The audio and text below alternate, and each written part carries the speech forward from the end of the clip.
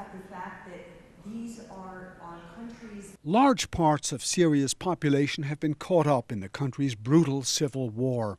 So it was not surprising to hear that studies are finding that a whole generation of Syrian children are being left scarred by the conflict. Any child who endures conflict in their environment for a prolonged period is much more susceptible to having psychological distress, to post-traumatic stress, to these can manifest in different ways. For some children, it becomes a physical expression. There may be bedwetting or screaming or nightmares.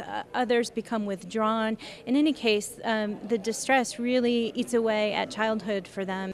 2.5 million Syrians have fled their country in the 3 years since the fighting started, and still they are streaming out. Refugee officials say neighboring countries are showing great generosity, but they are coming under increasing strains. The people of the region have been exceedingly generous and helpful and wanting to take in and care for their Syrian neighbors. I don't think that story is told enough, actually.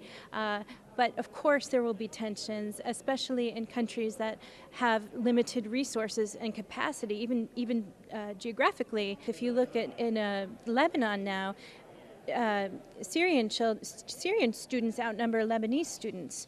Saudi Arabia, Europe, and the United States have all been providing large amounts of aid to the refugees. But officials are growing increasingly concerned about the fate of the 6 million Syrians displaced inside their country. The U.S. is one of the largest supporters for the Syrian response. We've provided over $1.7 billion over the last couple of years, and so mostly for refugees outside of Syria. Yeah, mostly for refugees outside of Syria. That's right. And one of the challenges we have, one of the biggest challenges we have, is humanitarian access within Syria.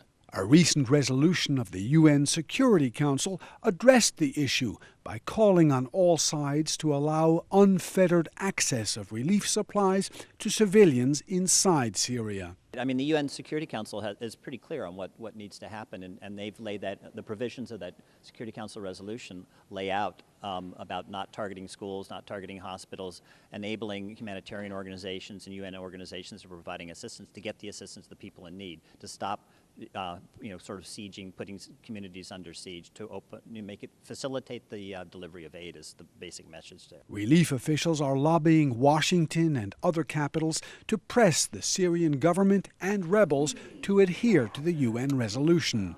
Humanitarian organizations say a big priority now is getting the warring sides in Syria to accept humanitarian rules and make schools, hospitals, and civilians off-limit from attacks, and also to allow desperately needed aid to be brought to besieged civilians around the country.